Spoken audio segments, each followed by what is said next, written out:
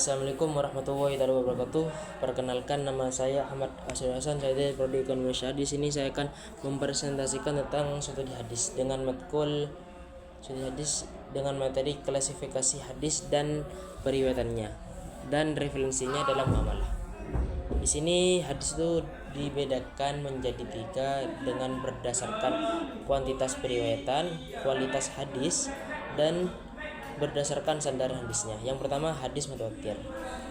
Di dalam kuantitas periwayatan, hadis mutawatir adalah hadis yang mana diriwayatkan oleh banyak perawi dan setiap tingkatan sanad sehingga mustahil mereka bersepakat untuk berkata dusta.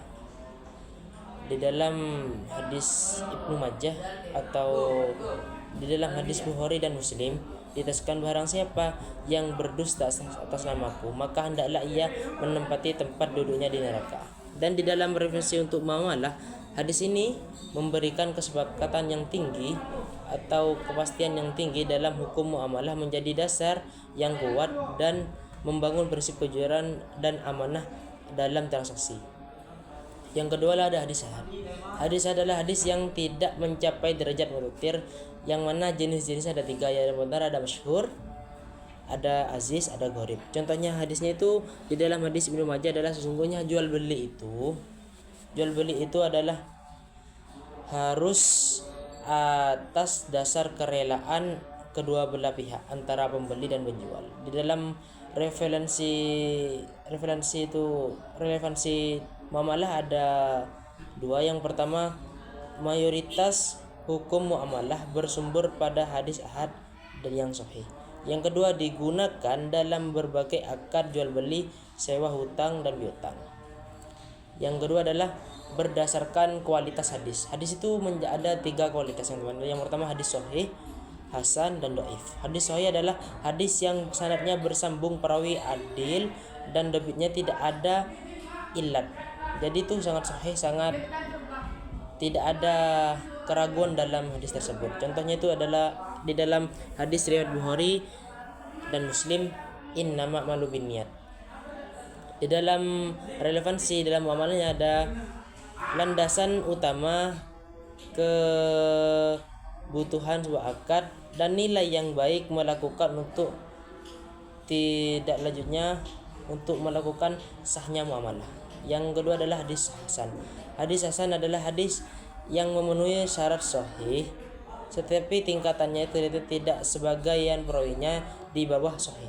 Jadi itu memenuhi syarat untuk sahihnya, tetapi tingkatan ketelitiannya itu sebagian perawinya itu di bawahnya sahih. Contohnya di dalam hadis Bukhari, semoga itu telah dikatakan, contohnya semoga Allah merahmati seorang yang mudah ketika menjual dan mereka rahimahullah rajulan samhan ida wa ida astaro. Dan di dalam relevansinya dalam muamalah, yang pertama adalah dapat dijadikan hujjah dan menjadi perlengkap dalil yang sahih. Yang terakhir adalah hadis dhaif. Hadis dhaif itu hadis yang lemah atau tidak kuat dan tidak memenuhi syarat sahih maupun hasannya. Jadi syaratnya itu terputus atau tidak, atau itu perawinya itu sangat lemah gitu.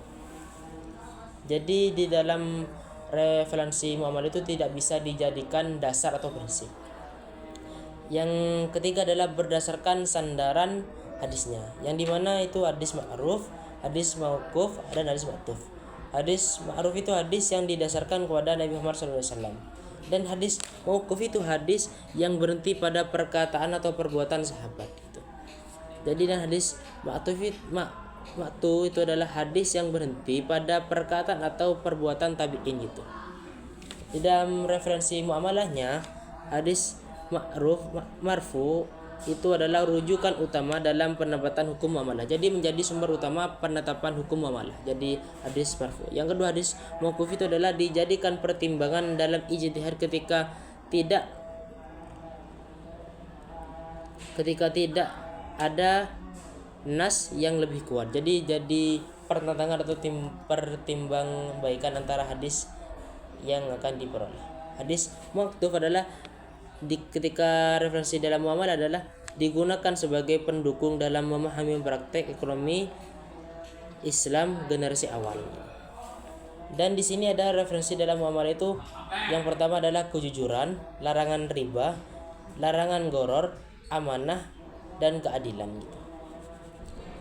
Jadi di dalam muamalah itu kita harus bersifat jujur, adil, dan tidak boleh riba. Dan kita jadi penjual itu harus aman gitu. Jadi tingkatan kelemahan perawi itu ada 5. Yang pertama ada 6. Yang pertama itu adalah layyin al hadis, lemah ringan. Ada doif, lemah. Ada doif jiddan, sangat lemah. Ada matruk, itu yang ditinggalkan. Ada kadzab, itu pendusta. Ada waduda, itu adalah pemalsu hadis. Jadi sekian untuk presentasi saya. Mohon maaf bila ada kesalahan, kurang lebihnya mohon maaf. Assalamualaikum warahmatullahi wabarakatuh.